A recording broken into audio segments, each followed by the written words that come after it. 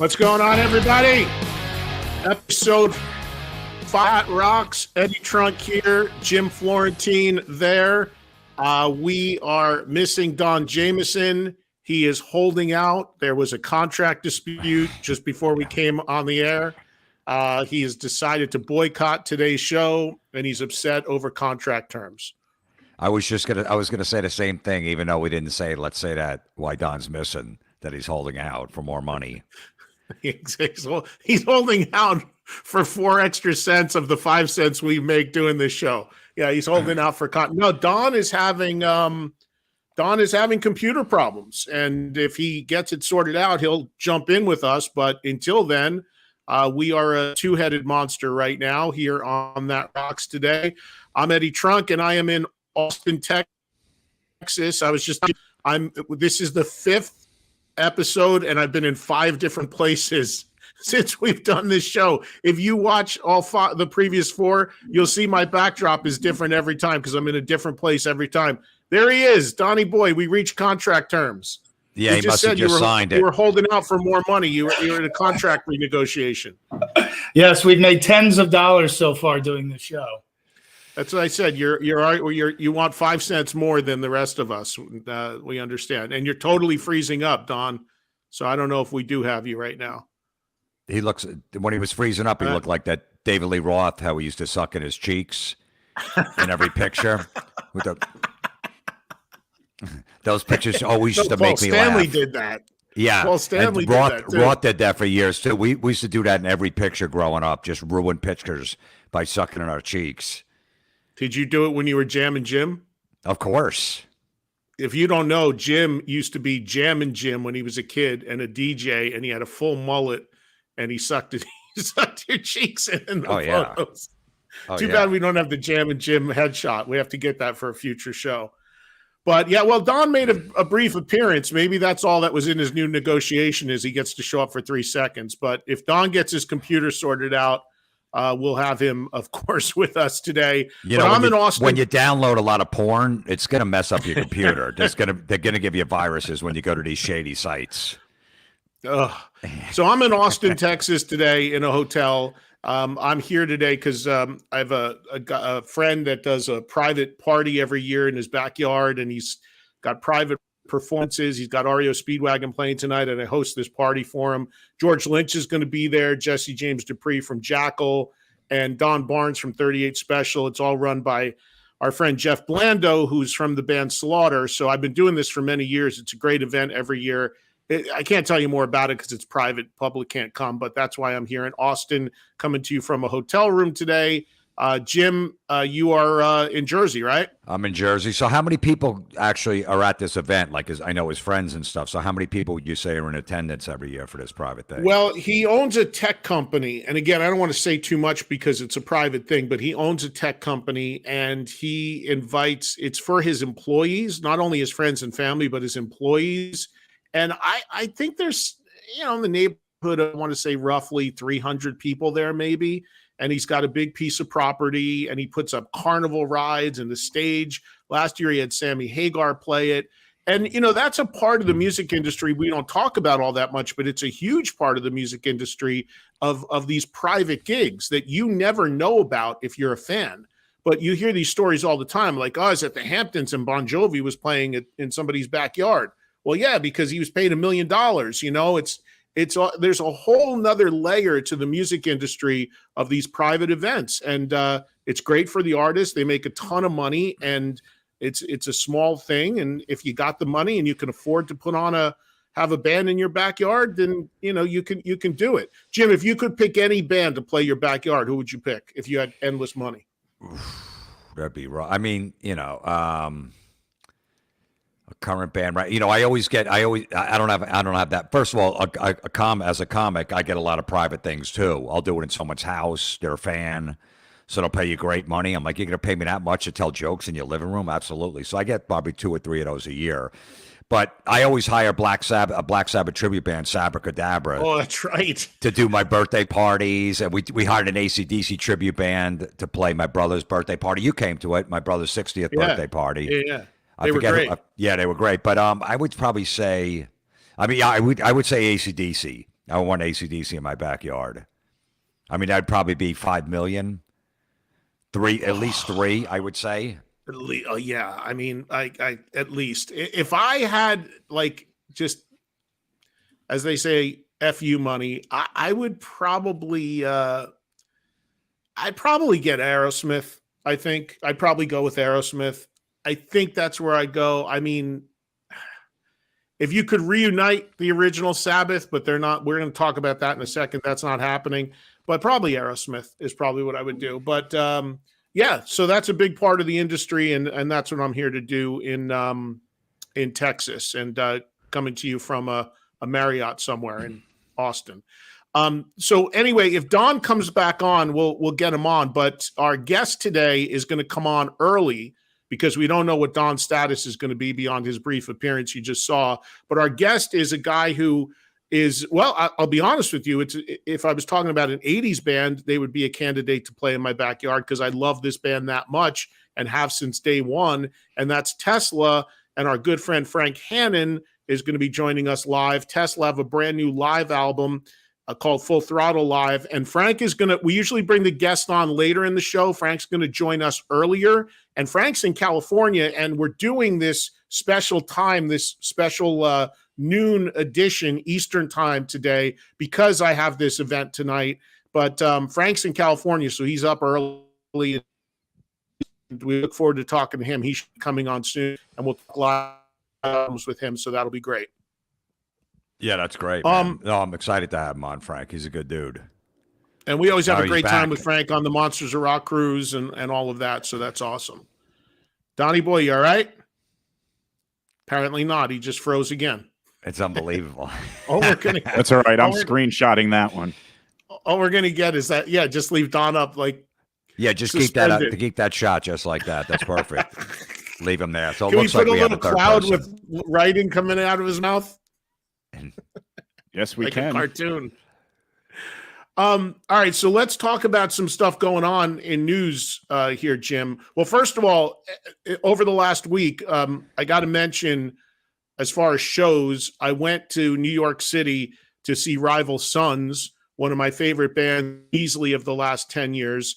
And I saw them play on their Dark Fighter tour. They played at a place in Times Square called the Palladium. And look, I love this band so much, and they are just incredible live. And their new album is awesome as well. So I had a great time seeing them. And I'll talk more a little bit about them coming up a bit because we have a segment that I'm going to mention them as well. But that was a great show that I had a chance to see.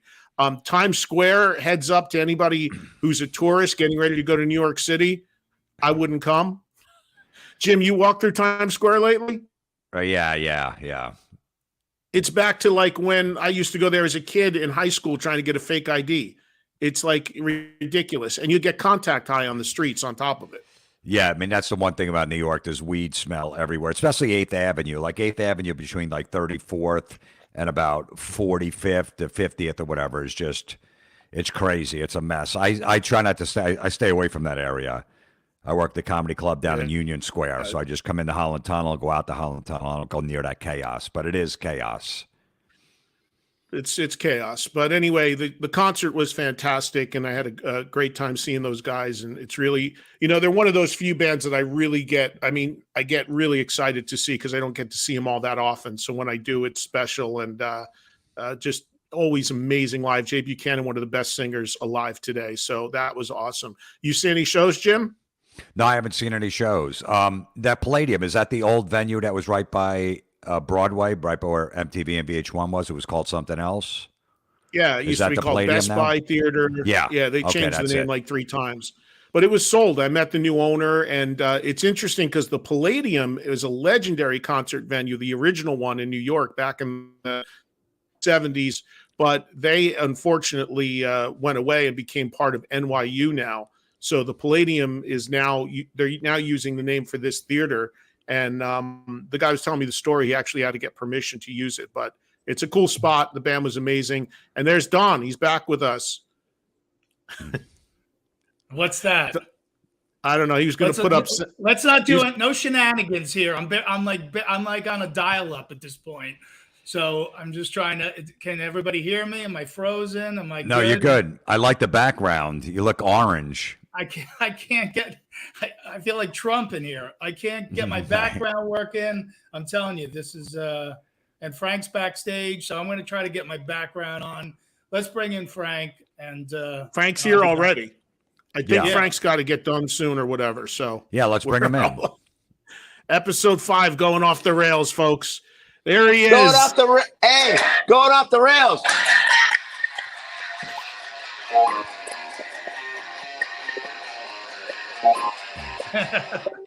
What's up, guys? Frank? What are you doing up so early in California, all full of energy and all that? What's going on, man?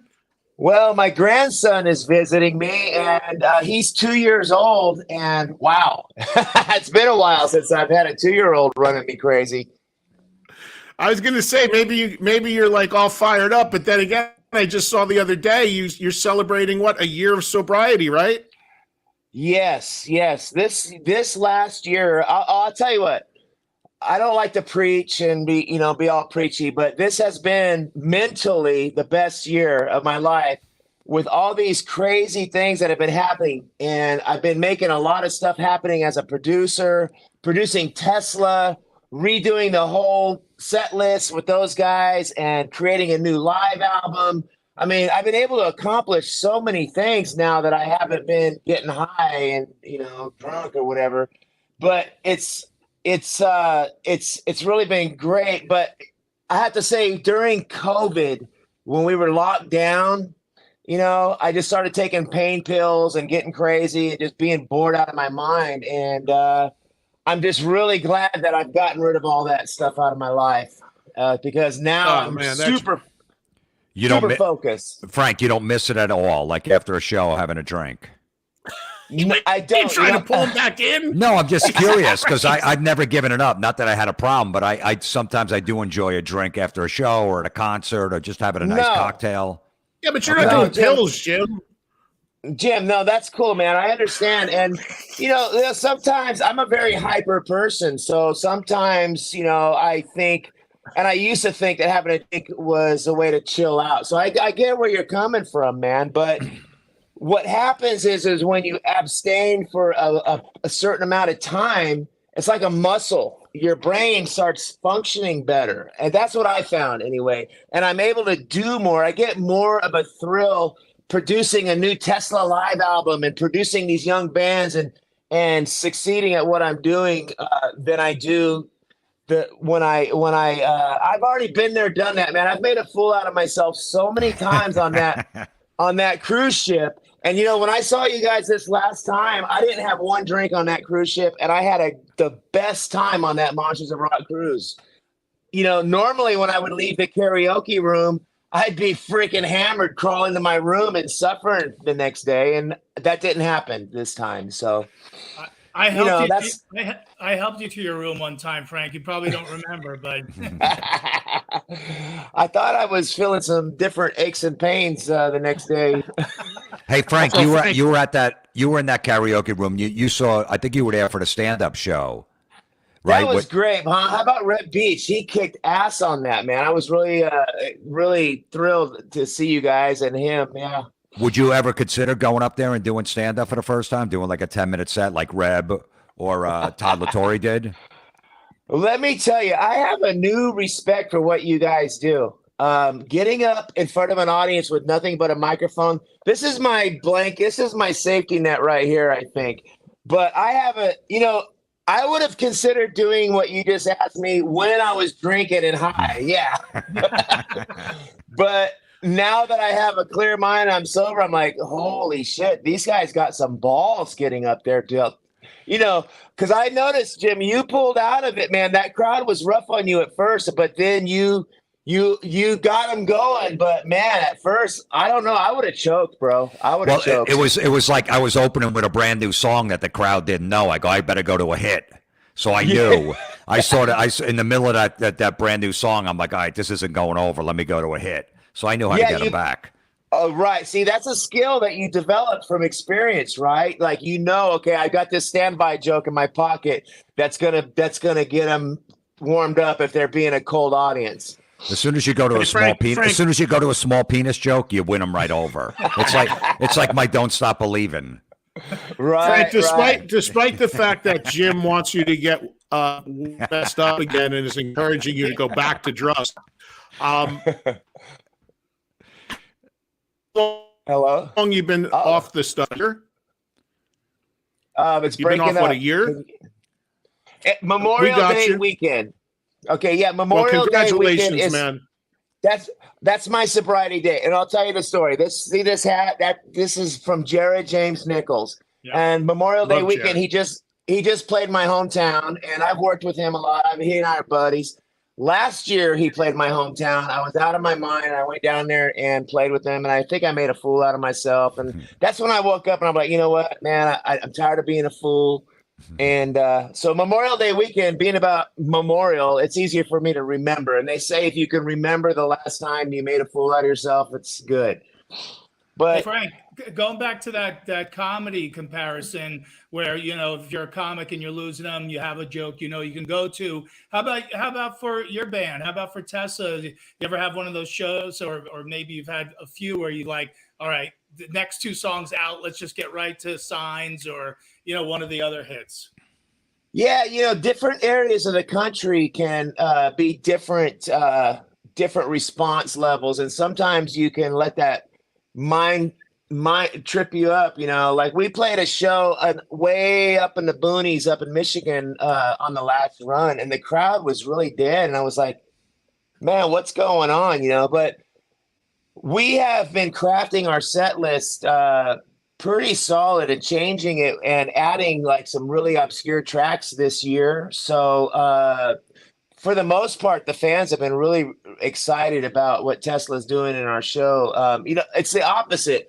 Tesla fans want to hear more of the deep cuts, Shine not the away, hits. baby. Shine away. Yeah, Shine Away. We pulled that out for Eddie in Vegas, and we pull that out, a lot now. So, yeah. Well, listen, speaking of playing live, you've got a new live album out called Full Throttle Live, and it's killer. There it is. We got it up on the screen. It just came out. Tell us about making this record. You did it in Sturgis, right? Yeah, we recorded at Full Throttle Saloon. We called Jesse, from Jackal. Jesse runs the place, and we said, hey, we recorded that night. Do you mind if we put it out? And he said, heck no. And I had the concept. That's one of the fun things about being producer is you get a vision, an idea, and a concept, and you try to produce it and make it happen. And the concept for me was, Harleys and bikes and the biker run. And I looked at all the dates and I saw, we played a killer show at the Full Throttle. And that sounds like a great title for a live album, Full Throttle, right? So we called Jesse and he gave us his blessing. And then Brian Wheat and myself, Brian Wheat did a lot of work on this album. He dug through all the files from Full Throttle and pulled them into his computer. And then we sent files back and forth and mixed it together. And then the fun part was the guys came to my house here, my studio. This is my studio. You can see my my array of stuff, guitars here. In my garage, we learned the old Aerosmith classic SOS Too Bad. That was another idea, vision I had, is that Jeff Keith would nail that song.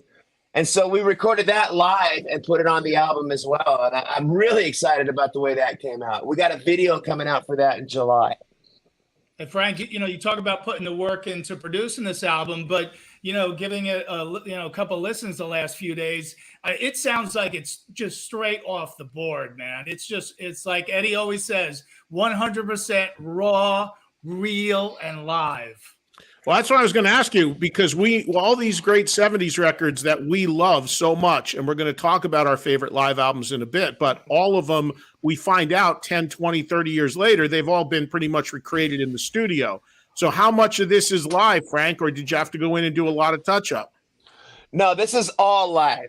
And when I say produce, that doesn't necessarily mean produce, doesn't mean go in and overdub. And the word produce can have that connotation to it.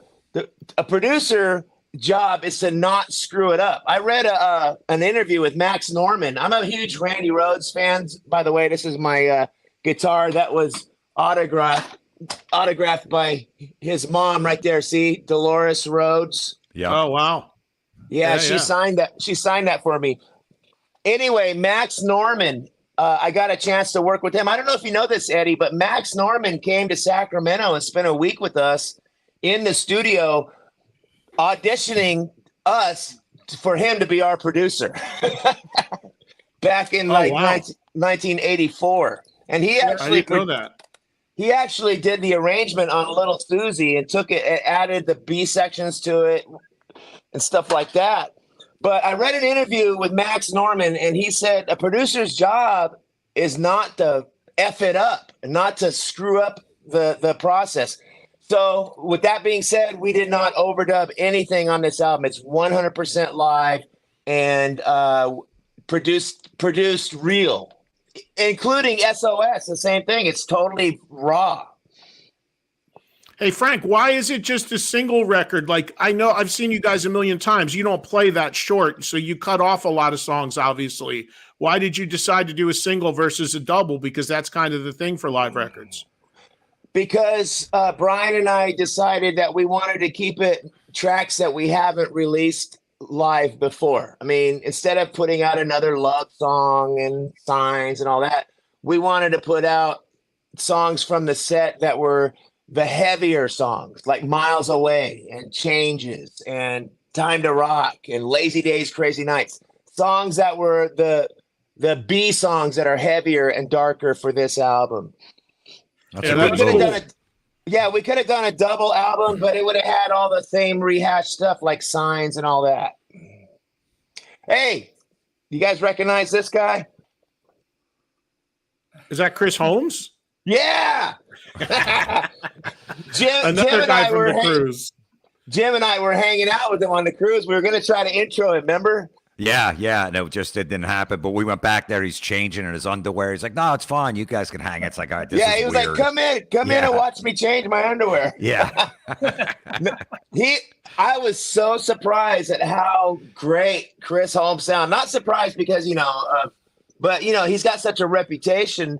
But when Jim and I were standing there backstage, he was tuning his guitar. Do you remember when he went on stage and he was playing his guitar and it was like all out of tune? And I was like, oh no, this is going to be bad. Yeah. As soon as he started playing, it was like, yeah, it sounded killer.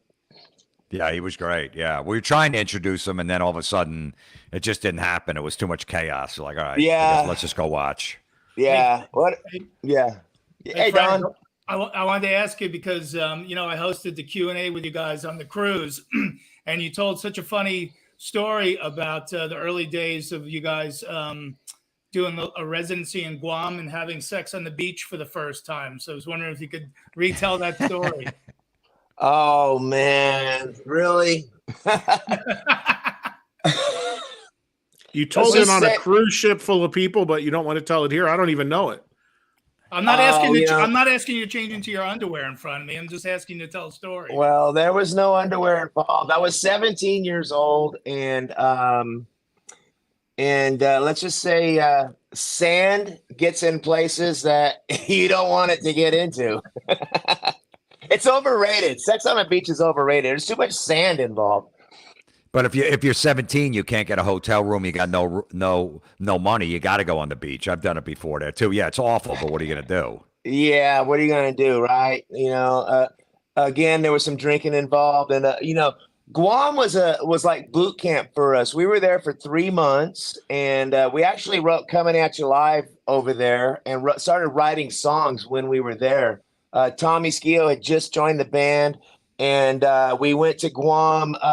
There was a couple friends of ours that were going there. Chuck Ruff from Montrose band he was in a band over there. There was like a circuit where you would leave Sacramento, San Francisco, go to Hawaii, go to Guam, go to Japan. We didn't get to Japan or Hawaii, but we got Guam. And it was really good for us. I mean, again, I was 17 years old and experiencing all kinds of new things. Like sex on a beach, lizards that were flying around that were huge. cockroaches, spiders, lots of crazy stuff. We would play every night for 6 nights a week, 6 sets a night. So it was literally like boot camp. 6 sets a night you guys were doing? Yeah. Hey, We would Frank. start at 7 and go to 2 in the morning. Wow. Yeah, Eddie. Hey, Frank, talk about what's going on. Talk about what's going on now with Tesla, because, I think is interesting. Like, I don't know, 7, 8 years or so ago, talking to Brian, it kind of felt like, and correct me if I'm wrong, but it almost felt like you guys were sort of like thinking of winding down the band a little bit. And now when I go to see you guys, there's so much energy. There's such a great vibe. You've got a new drummer in the band. The band actually, I mean, I've never seen the band do a bad show, but you guys almost seem kind of reinvigorated. Can you talk about where Tesla's at now in your career? Because look, you're coming up on what, 40 years doing this, at least since the first record. It seems like the future's pretty bright. The crowds are great. You did a Vegas residency that was sold out. You got another one coming up at the end of the year. So it seems to me like Tesla's in a better place now than they've been in a really long time. But what's the future look like for you as far as the band is concerned? Well, yeah, you're right, man. You hit the nail on the head. A couple years ago, we were really kind of in a funk. And, everything always goes up and down in waves, with bands, with people, with life in general. But we're definitely feeling better now for multiple reasons, and celebrating our band more. I think the three of us, Brian Wheat, myself, and Jeff Keith, were the 3 guys that started this band. And back to 1982, we appreciate it so much. And Steve Brown has brought a really fresh energy, to the band, but he's also been with us off and on for years. We've known him. He's a local kid in our hometown, so he's always got a real positive energy, and it's real difficult to live on a bus. And we share one bus, the whole crew, the band, everybody, 13 people on one bus. So, when there's negative energy, it just puts you in a funk. But right now, man, any idea we get creatively, we do it, and there's nothing holding back on it. And we've got new singles. We did Time to Rock, which really kicks ass, which 3 years ago, if I would have presented that to the band, it wouldn't have happened, Cold Blue Steel was great too. Thank you. Yeah, I forgot Cold Blue Steel, which is also on the live album. It's a rocking song. Again, 3 years ago, it wouldn't have happened. But now, for some reason, these ideas that I come up with and I present them to Jeff Keith and Brian Wheat, the 3 of us have this synergy that is flowing. Honestly, if I had suggested to the guys, hey, let's do an old Aerosmith cover, let's do SOS, it probably wouldn't have happened 3 or 5 years ago. But now we're going for it. And so it feels really good. The fans like yourself are feeling that positive energy that we're feeling. And yeah, it's a really exciting time for Tesla. And like you said, we were thinking, we only got a couple years left in this thing. We were really discouraged about not being on that stadium tour. We thought, we were going to possibly get to be doing more shows with Def Leppard, and that didn't happen. And so we were feeling down in the dumps for a while, but then we pulled up our bootstraps, started writing our own stuff, Cold Blue Steel, Time to Rock. We got a new ballad that we're working on called All About Love that's going to come out at the first part of next year. And whenever we don't rely on any outside producers or people. It's all internal. And the 3 of us, Brian, me, and Jeff Keith, we come up with an idea and we do it, and it feels great. And wow, okay, this is fun. That's kind of where we're at. Yeah, and after doing this all these years, you want it to be fun. Absolutely. And as long as Jeff Keith can sing these songs, because we're not going to go out with a different singer. When Jeff Keith can't sing these songs anymore, then that's when I'll be a producer of young bands. Good. That's how it should be. So, Frank, you're saying that if you might do a farewell tour, if if his voice isn't doing that well, like we're going to do a few more shows, you guys aren't going to come back in 2 years and do it again, like every other band? No, I don't think we're going to ever announce a farewell. We're going to play that by ear, and, you know, we're just going to keep doing it till we die, really, you know, and if he can't sing for whatever reason, we'll just take time off, but we're not going to make the farewell announcement. I like the way Kix did it. You know, Kix just said, "Hey, Stephen Whiteman's like, I'm done. I can't sing it. You know, I'm done at 66. We're doing one more show in September, our last show." So they didn't drag it out for 3 years. Right. I love Kix too, man. What a great band. We've done a lot of shows with them. Yeah. So that's cool. They're doing it right. They're class act, man, all the way. Don, you got something? Well, I was just gonna say, you know, we're celebrating the new Tesla live album, which is called Full Throttle, and it's available now. And we're gonna talk about our favorite live albums from, you know, our whole life up until now. How about you, Frank? You want to name a couple classic live albums that are your go-tos? Oh man, dude, when I was a kid in the 70s, that's how I learned how to play guitar. You know, there was obviously Frampton Comes Alive was a big one for me at first, that 1976. But then it was Aerosmith live bootleg, Rick Derringer live, Ted Nugent double live Gonzo, Robin Trower live. Oh, and a big one, Frank Marino and Mahogany Rush live, dude. That was rocking. For the guitar on that is like mind-boggling. Yeah, he never really broke through in a major way as a guitar hero in the States, but you know, every guitar player you talk to worships that guy for sure. Yeah, and Rush, All the World's a Stage. All the World's a Stage was killer. You know, Queen had a live album, but I wasn't really too into Queen live killers. But Strangers in the Night, I was going to say that, but I know Eddie's already said that. Yeah. Hey, Frank, I know you're a big Randy Rhoads. Well, actually, let's do this. Yeah, let's do it. No, Jim, let's do this. Let's do our 6 and let Frank hang and comment. You know, we want to do that? Yeah, let's do it. Let's do that now. So let's do, we call this, Frank, we'd call this the Metal 6-pack, and we're all going to run through our 6 live records and then jump in and let us know what you think. Okay. All right. So who starts?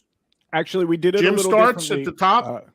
We did a little differently this week. You had suggested last week maybe doing your number 6 go around the horn. Right. So it's going to go Jim, Don, Eddie, but we're starting with number 6 and then on down. Okay. All right. My number. So do our 6 or our 5. Okay, go ahead.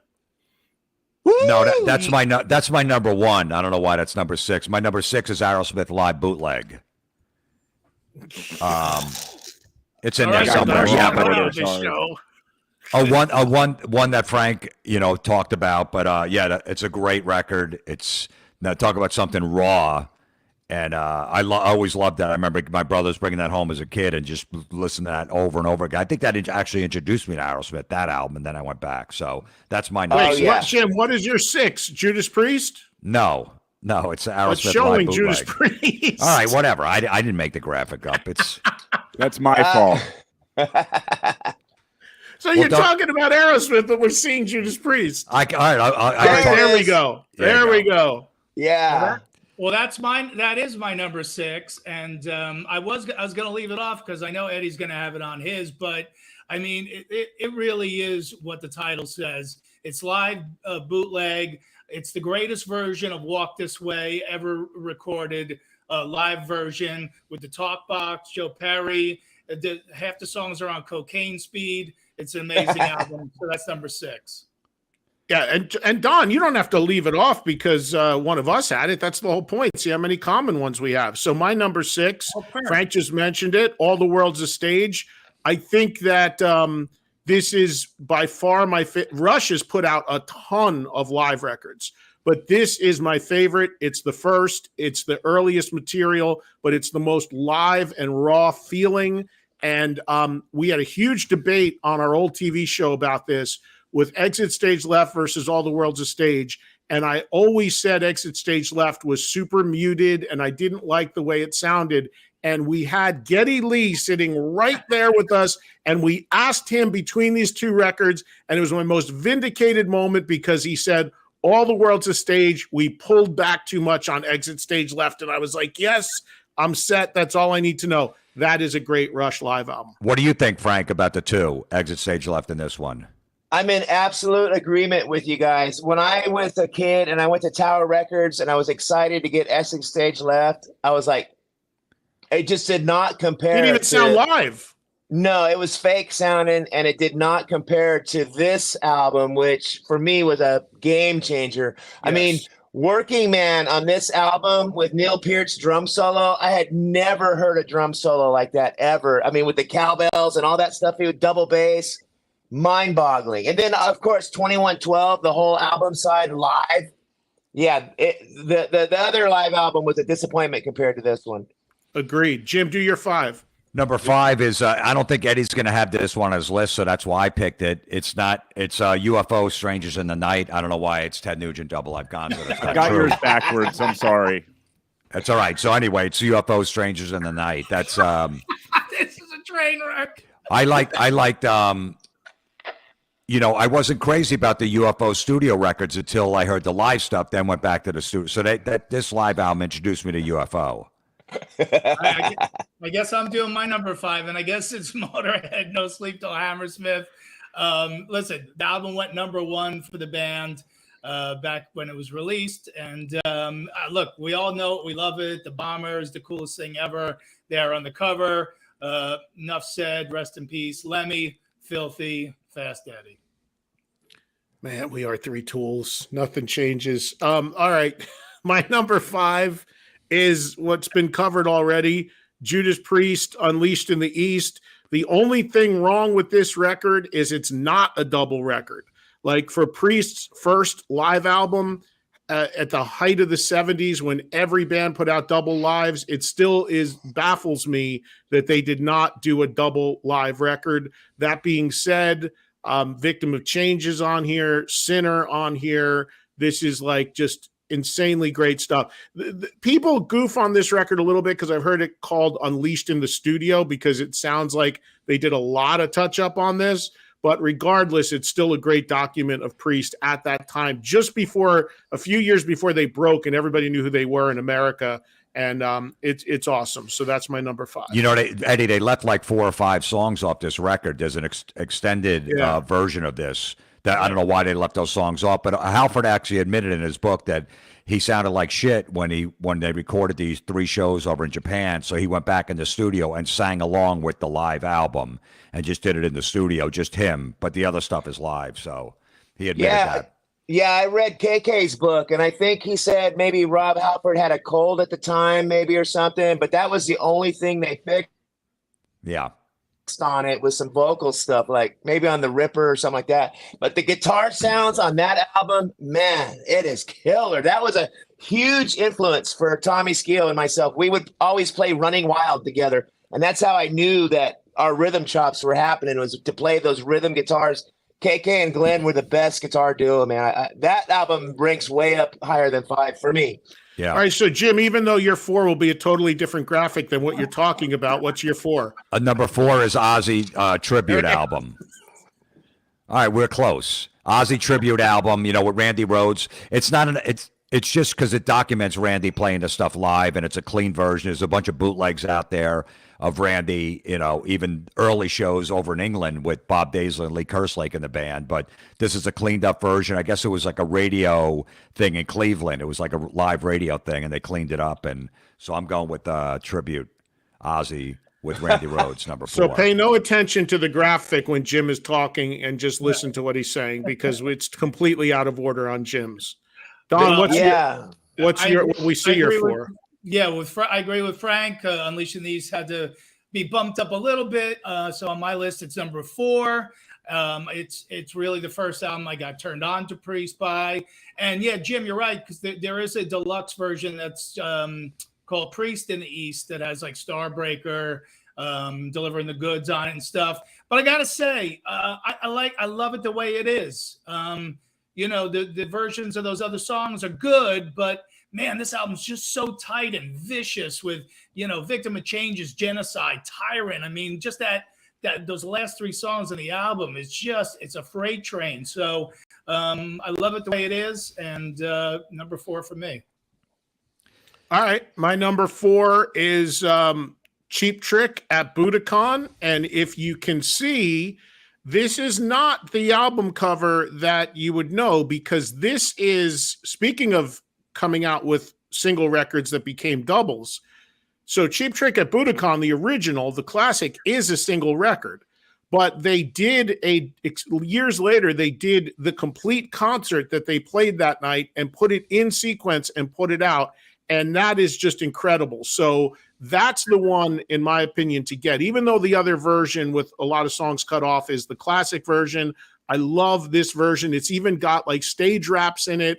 There's a moment where they're walking to the stage and Rick Nielsen had a little recorder in his pocket, like in the 70s somehow. And you hear them talking amongst themselves as they're about to go out on stage. But the material, the songs, one of the great bands of all time, the Budokan complete concert at number 4 for me. Frank, a big Cheap Trick fan? You know, I respect Cheap Trick, but the guitars weren't like, it wasn't like, I was more of an Iron Maiden fan, Ozzy. There's Randy Rhoads' Ozzy tribute album that's up on the screen now. Which isn't what Jim's going to talk about, because he already did talk about it, so it's completely unrelated. Why don't we keep Jim's graphics off while he does? Joe, just don't put Jim's graphics up, because it's completely wrong. That was Randy Rhoads, man. I know, but he talked about that last one. Okay, it was a tragedy that they didn't get more footage of Randy Rhoads. You know, I mean, seriously, I mean, but Randy Rhoads to me is like Mozart of heavy metal guitar. If you listen to Diary of a Madman and that whole album, it's mind blowing. So I think God just worked in a mysterious way and put that back up. Yeah, Cheap Trick is great, but give me Randy Rhoads, man. Holy cow. Obviously I'm a huge Randy Rhoads fan. So did you ever see him live, Frank? Did you ever see Randy live? No, but my friends did at Day on the Green, and they came to my house the next day after 4th of July in 1981, and they were I had just started playing guitar, and they told me all about it, and then I dove deep into finding out who RR was. That's all they said. His name was RR. We don't know what it means, but it's RR. So obviously went out to Tower Records and got the Blizzard album after that. All right, Jim, so what's your 3? Number 3 is AC/DC. If You Want Blood, You Got It. Great live album. They did it over in Scotland, I think. And there's some extra bonus tracks on that, too, that they didn't put on the record. I love that record. So much energy to it. Hell Ain't a Bad Place to Be. Riff Raff. Phenomenal. Angus, Bon Scott, the dirty version of the Jack instead of the studio version with those dirty lyrics. I love it. So If You Want Blood. And the album cover is phenomenal, too. Yeah, maybe we'll see it one day. That'll be my number 1 pick. There it is. But it says 4. It was actually your 3, right? Yeah, close enough. Hey, did you guys ever see that movie in the theater? They used to play that show at a movie theater. Hey, we forgot Song Remains the Same, the Led Zeppelin live. Well, we're not done yet. Oh, okay, sorry. Maybe one of them has it. So go ahead. Yes. Don. Yeah, I mean, yeah. Well, Frank's reaction says it all. Live and Dangerous, right there. That shot of Phil is just so iconic. You know, my first comedy album, I struck the same pose, not looking nearly as cool as Phil, and called it Live and Hilarious. So I borrowed a little bit from those guys. And you know, what can you say? That the live version of Still in Love with You it still makes the hair on my arms stand up. And Emerald live, unbelievable, and just greatness from top to bottom. Yes. Yeah, I love the songs, and I love Thin Lizzy. That we talked about this on the old show too. I just feel like there's like a certain element of the record where it just feels a little muted, but you know, the material is unbelievable. All right, my number 3 is the probably the most real and raw, truly live record ever. And it is tremendously underrated in so many ways, but Aerosmith Bootleg is insane. When I say real and live, there isn't a touch up on this. As a matter of fact, I recently interviewed Jack Douglas, who produced it. He said all they did was, if they were looking at Sweet Emotion, they'd have 6 recordings and, okay, which one is the best one, the best performance, and that's it. It's literally recorded, like it says, bootleg or board recordings. They mixed and they put out it right down to the fact that, like, Chip Away the Stone, I think, or Draw the Line is not in the credits. The poster was on my wall. Just one of my all-time hero bands, and in a lot of ways, a criminally underrated, because it's not a conversation all-time great records, and it is, and it's truly live, and it's amazing. Bootleg at 3. Frank, so Jim, you're going. Frank, to did you 2. like that one, Frank? The live bootleg. Oh yeah. Hey man, thanks for including me in on this, guys. I mean, I know we didn't plan on this, and I'm bogarting your live album. No, we like. No, hear it's your all take. good. We want this. I really appreciate. I love being a part of your guys' show. Yeah, this Aerosmith live album, it's tied for number 1 up to. This was a huge influence, and in fact, we referenced SOS Too Bad from this version to do on our live album because it's so raw and energetic, and I'm getting goosebumps right now thinking about it. I listened to this album as a kid in 1978 a lot. Yeah.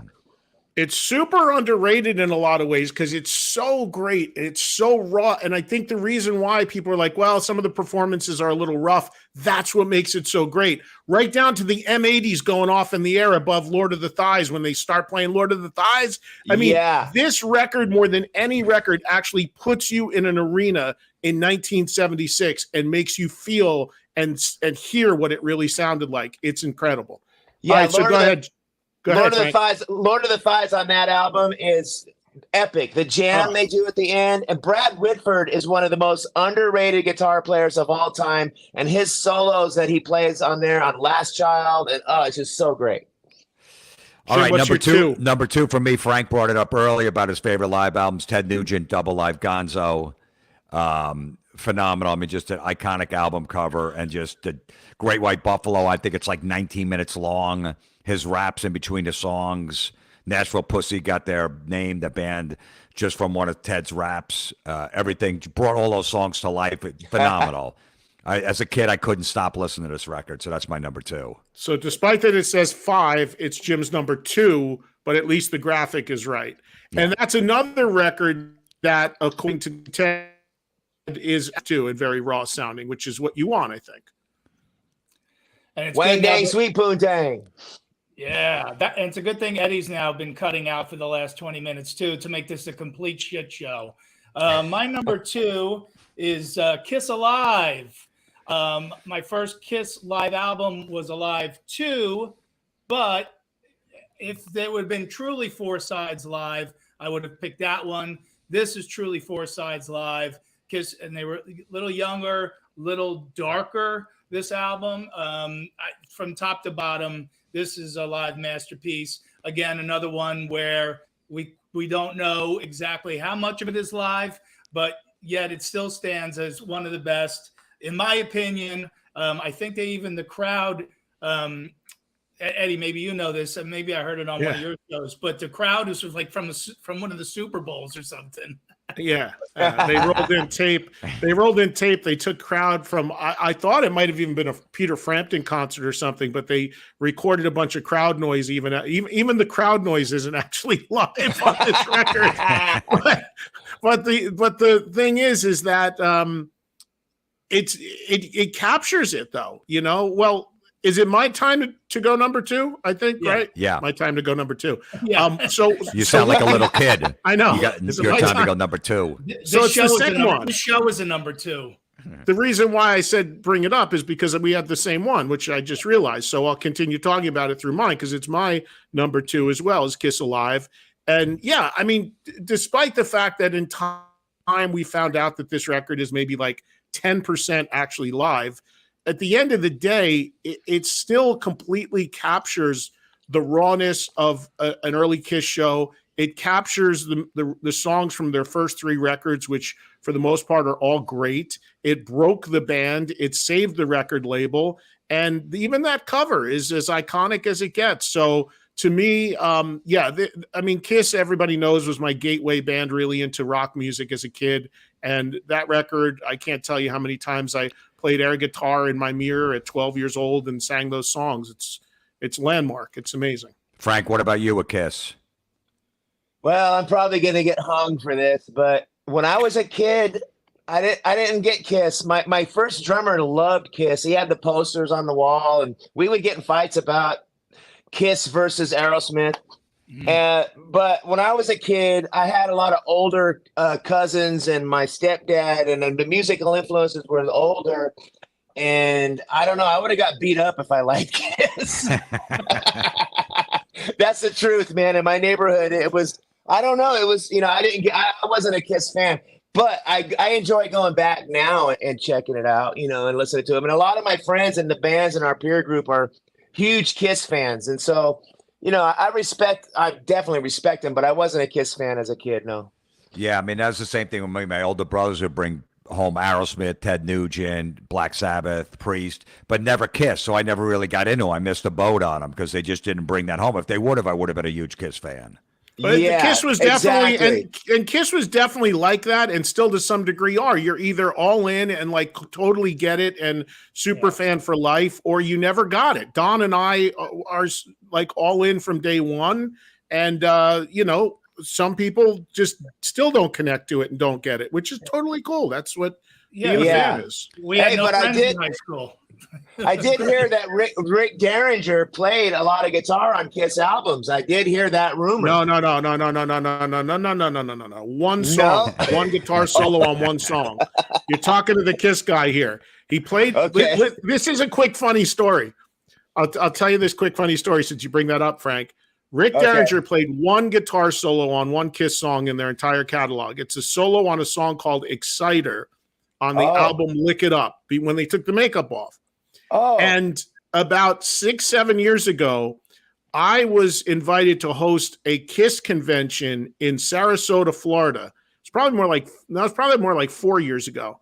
Yeah. And the special guest at that Kiss convention was Rick Derringer. And Rick Derringer was even backstage saying, I don't know what I'm doing here. Like all these people were hitting him with questions about the one guitar solo. He's like, I did 1 million sessions. It was just a session. He goes, I don't know. He goes, that's a thing. Like, so the fact that he played like 140-second guitar solo got him on this Kiss convention with all these Kiss fans firing questions at him. He's like, I don't know. It was just a random session 40 years ago. It was great. But anyway, that's it. Just that one solo on a song called Exciter. Okay, I thought maybe he played on Larger Than Life too or something, but because it sounds like that was Bob Kulick. That was Bob Kulick. Wow, what a great solo that is, huh? I love that. Yeah, that's Bob Kulick, the late great Bob Kulick. The Derringer live album. We're talking about live albums. Derringer Live is a kick-ass raw live album. I mean, talk about cocaine speed, rock and roll hoochie coo on that album. It's coked out. So Frank, before you got sober, you played some shit on cocaine speed, right? Yes, I'm embarrassed to say, cocaine is a hell of a drug. Yeah, despite what Jim said. Frank, do you miss it? Do you miss the cocaine? No. I am just busting balls. Jesus. No. Let's finish this. I think I might have been high on cocaine when I came on that metal show one time, and I'm embarrassed to say. Well, we hope we don't send you into a relapse doing this show today. Hell no, I ain't never going back. I ain't never going back. See this tattoo right here? Wait, no, not that one. That one. Yeah. That is my reminder. My grandma painted these roses. And if I was to do drugs, if my grandma was still alive, she would smack me. So that's my reminder. I don't ever plan on going back. Life's too good, man. Life is too good right man. now. We're just messing with you. We want you healthy and here, of course. Hey, I've been there, done that. I've done enough cocaine, pills, booze, weed, all that shit. I've already done that. I've never done any of that stuff. I'm 58. I'm about to start. I want to live. After this show, we're all relapsing. Yeah. All right, let's finish this. What's like the hour-long rundown? Okay, number two? I got my number one, which says number 6 on here, is Unleashing the East. We talked about it enough, but phenomenal record, and Yeah, this thing is just a masterpiece. Still sounds fresh anytime you put it in. The energy that comes off that record. The live version of Running Wild is so fucking good. So Yes. Unleashing the East, yeah. All right, my number one. I'm going back to Thin No, Lizzy. it's your number 2, isn't it, Don? No, one. Did we get your One. 2? Yeah. Oh, you started it? It's alive.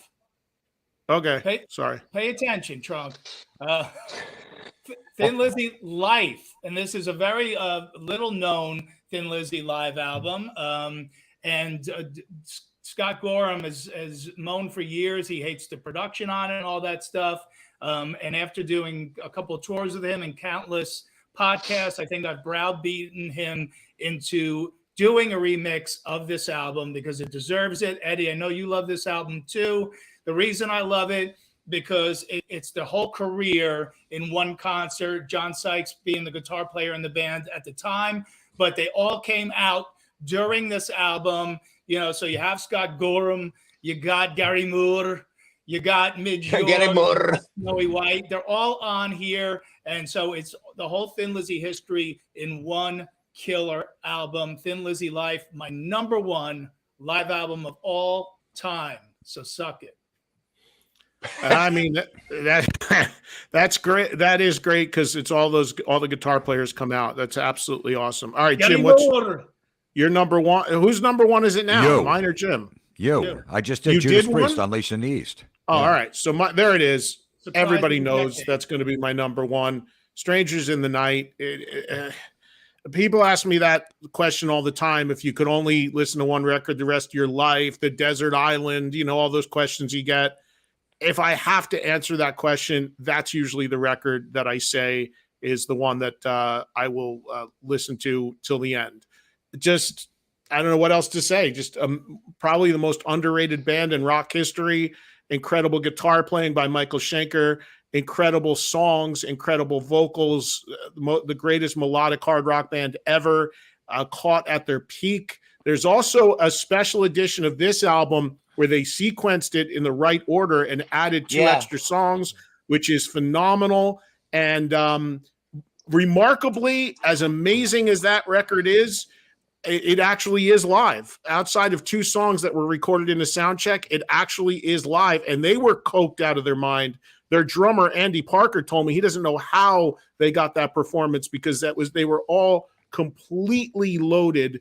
And all I can say about it, like the live version of Love to Love, insane.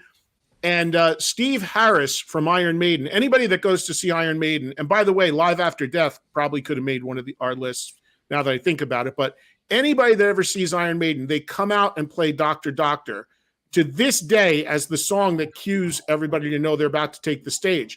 That's how much Maiden was influenced and loves UFO. And Steve Harris wrote the liner notes to the reissue of Strangers in the Night.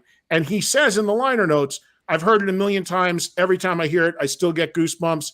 And I completely connected to that. I feel the same way about the record. So Strangers is my number one. What about you, Frank, with the UFO, that's Stranger Night? Yeah, I'd have to say, and Eddie, what a treat it was to see Schenker on the Monsters of Rock cruise. Yeah. Was that not killer, dude? Well, let me tell everybody a quick funny story about that. So Frank's cabin was right next to mine on the recent Monsters of Rock cruise. And I saw Frank checking into the cabin. And I went up and I said, hello. Remember, Frank? And we're standing in the doorway. Yeah. And I said, and Frank says to me, hey, man, I'm sober and I'm going to lay low and I'm just going to kind of chill in my cabin, but come hang out or whatever. I was like, yeah, okay. He goes, well, what are you doing now? I go, well, Schenker's playing in a little while. He's like, what? When? And you were out, like, remember we took that little elevator and we went down back. That's how much. So as soon as he heard Schenker, so much for staying in the cabin, Frank was like, I got to go. Yeah, he played Shoot Shoot. He played Dr. Doctor. He played all the classics, Rock Bottom. He sounds and looks great. He was really friendly to you and me. We took pictures with him. With Brent Woods, yeah. And Michael Schenker, you never know how he's going to feel at the certain times. But, man, he was super friendly. And it was funny. On the cruise ship, he was the most incognito with a mask and everything. He was trying to be incognito, but he was so obviously incognito that you could spot him in a heartbeat. Oh, there goes Michael Schenker. Yeah. It was He funny. was so incognito that he was cognito. Yeah. But yeah, no, Strangers in the Night is a great, killer, edgy live album. Big influence on Tesla. Hey, so Awesome. we We should got probably- we got a couple of super chats real quick to see what their picks were for the live ones. Oh, hi. There you go. Hi, Frank. Hey. Kiss Alive 3, the best album recording of this band. No, Well, Eddie. it's the most live, but it's a totally different band. And yeah, I mean that album just turned 30 or something. It's not a bad record at all, but it's not what the first two records are, as far as the live records, in my opinion. Thin Lizzy the live. world's- Kiss Alive, Thin Lizzy, Motley yeah, Motley lot- Crue, Carnival of Sins. Wow. Wow. How Yeah, I live don't is know that? about one. How live is No, that that's one? pretty live. If you heard that, that's actually, if it's the one I think, or no, there's one called Entertainment or Death I'm thinking of. That's the one I know. I don't know if I know Carnival of Sins. Okay. I've been peeking on the comments. A lot of Live After Death, man. A lot of Live After Yeah, that's why I mentioned Live After Death, because I knew Live After, when you look, I think when you look at the no doubt that the classic era of live albums, like live albums in the 70s were landmark releases. They made or break a band. It was a huge deal. I think when you get into the 80s, they started to be looked at as like throwaways, contractual obligations, but there are a few great ones from the 80s, and Live After Death is certainly up there. Look What at this about best that one live right there? album. 5-Man Acoustical Jam. I never heard of that band. Who the hell is that? Well, Frank.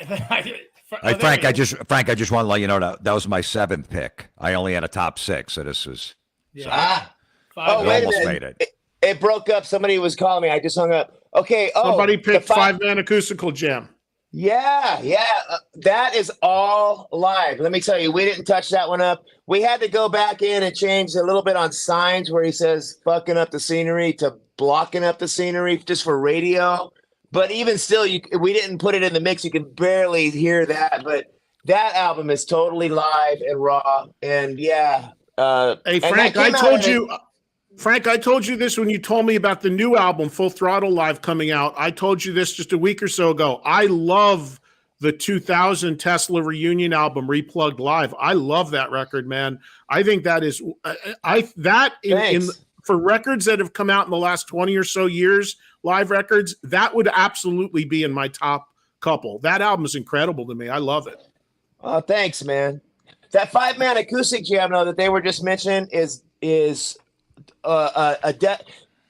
got a great compliment from Jimmy Page. He actually liked it because it was so real and live and different at the time. All acoustic versions, like Modern Day Cowboy, of songs that are done acoustically for the early 90s, or I think it was like 1990 or something, or 89. I can't remember what year it came out, but another live album that Tesla did was live in the studio called Reel to Reel. We did Rock Bottom by Yes. UFO. Yeah. And that album is all live as well on analog tape, done at Sonic Ranch Studio. Reel to Reel is basically a live album as well. Wow. You know, Tesla has always been better live, and people always say, "Man, your live shows, have so much more energy." And so I agree that the live performances have always been the best for us. But anyway, Hey, man, we're going to us. let you fly. We're going to let you fly because we got to wrap up here anyway and do a couple things. But we appreciate you giving us all this time and coming on with us. And it's always great hanging with you and talking with you. And everybody check out the new Tesla album, which is out now, called Full Throttle Live. Go see them play live. They're out there on the road. They're as good as they've ever been. And I've been seeing them since day one. So go see them and killing it. I can't wait to see you in Vegas. I will be there on the next run. We will come out to the house. We'll do the whole thing. And, be safe out there, man. Say hi to the guys. Thank you for coming on. Awesome, man. Thanks for having me, guys. And Don and Jim, love you guys, man. I respect your comedian career. I have a whole new respect for it. All I do is dad jokes, man. Like, did you hear about, you know what you call a sleeping bull? What? Bulldozer. All right. I think I would get booed off the stage. Bye, guys. We'll work All with right. you, Frank. They'll work with you. They'll work with you. All right, guys. Peace See out. Thank you, man. Frank. Thanks, Frank. Bye-bye. Let him get back to his grandkid. What a great guy, man. He's awesome. Now I'm a peach. Oh, here we go. So I did. So this was quite a, you know what? As much as this was a train wreck of a show, this is the one that everyone's going to tell us they like the best. You realize that, right? Because people love the mayhem. Yeah, I was orange for half the show. You were cutting out. Jim was freezing. I'm a peach. Now there's again. a peach up again. Jim's order was all wrong. So what we're saying is this is the last time we're going to do this at noon. None of us operate at a high level at noon. So the we should, like, speaking of out of order, the whole show has been out of order today because Frank came on early, Don wasn't here. So real quick, as far as news, and then we'll wrap up with this or that, right? Well, we could do our picks. We got this or that, or I'd say skip the news because we're already over an hour. We'll do the news in the member show. Yeah, we'll do the news in the member show. Any picks. And hopefully the graphics will be right. So are we? Yeah, we're doing our picks. Yeah, that rocks. All right, we're doing our picks. All right. Yeah. So who goes first? That'll be Mr. Florentine. Okay. Mine is brand new Buck Cherry record, Volume 10. Yep. It's amazing that this band has put out 7 records since 15, which is a smash hit for those guys. They keep pumping them out every two years or so, and this record's really good. I know Josh always says this, every record coming out is the best one. This is really, really, this is right up there, close to 15. That's how good it is. Well, I haven't had a chance to hear that yet, Jim. I didn't realize that came out, to be honest with you. Yeah, it just came out on Friday, this past Friday, the same day the Foo Fighters record came out, and it's really solid. They do a cover version of Summer of '69 by Bryan Adams, the last track, but the original stuff on here is so catchy. This band, I don't understand to this day why this band isn't a bigger with the radio hits and all the catchy songs that could be on the radio. Every album they put out has like 5 or 6 songs that could be hits on the radio. It just, I don't know, besides, Crazy Bitch and Sorry and stuff, it never really happened, which I'm surprised, but phenomenal. It's hard. It's hard. I agree with you on that. It's hard to figure because the arc of that band is really interesting when you think about it. First record came out. It was very successful, lit up for the movies. There were some big songs on it. Second record, Time Bomb, is maybe my favorite record, and it completely tanked. And then, they're written off. They were written off after their second record. They come back, 15, huge comeback, Crazy Bitch, Sorry, all that stuff. And then ever since then, same deal, up and down, up and down. And I don't get it either. They're a kick-ass, totally raw, real live rock band. They always bring it live, and they're 10 albums. It's crazy that they've have already. But yeah, it's hard to figure. Josh is one of the best frontmen out there. It's very hard to figure why they can't sustain or why they go up and down like they do. But I got to check it out. I didn't realize that came out. Yeah. Yeah. And it's even the ballad on there, Jim, is really good. And then the last song, Pain, which is really, really dark. But yeah, everything else on there, you could sing. You're singing along by the second chorus. So yeah, that's a great album. Love that one. All right, whose pick is it now? That'd be Mr. Jameson. Don, what's your That Rocks? So I'm going to make Eddie happy right now and actually hold up a CD. And it's the new Michael Monroe album, and it's called "I Live Too Fast to Die Young," and it's the newest, I should say. It probably came out about 6 months ago, and I had Michael on my podcast, and he told me that there's a special edition of this that has a live concert they recorded in Stockholm. And I mentioned to him at the time, I said, I must have that because I'm a huge Michael Monroe fan. And then cut to a couple months ago, I'm on tour with Michael and Phil Campbell and Black Star Riders. And at the last gig, Michael says, hey, text me your address. I want to send you that special CD that I told you about. And I wasn't going to bother him about that. I actually tried to buy it at their merch table, but they didn't have it. I come home 2 weeks later. This comes in the mail from Finland, from Michael Monroe. So I got the special deluxe edition of I Live Too Fast to Die Young with the concert in Stockholm on the other side. Killer rock and roll right there. All his solo albums the last decade or so have been just totally kick-ass. Yeah, I agree with you. Michael's recent solo records have been incredible, and I'd love to hear that live record too. Because we saw Michael play on the Monsters of Rock cruise a number of years ago. He hasn't been on in a little bit, but he hasn't. I don't think he's gotten over to America much recently, but he is still powerhouse. And his recent low records are just that song, Ballad of the Upper East Side or whatever from a few records ago. Lower East Man, Side. what a great song, written by Steve Conti. What a great song that is. All right, so my That Rocks for this week is the new album from, as previously mentioned, Rival Sons. It's called Dark Fighter. It's been about 4.5 years in the making. It's the first of 2 records from these guys in the next few months. They actually went in and made 2 albums, and they're releasing them separately. So this record is 8 songs, and then in October, a companion record will come out of, I think, somewhere around 8 more brand new songs. And again, I can't speak more highly about this band. I've been on board with them almost since day one. Just saw them play live last week. Just incredible riffs, incredible textures to their music. They go on a lot of different trips, but when they just bust out giant riffs with Jay Buchanan's unbelievable voice, it's just the best. So Rival Sons' long-awaited new album is out now.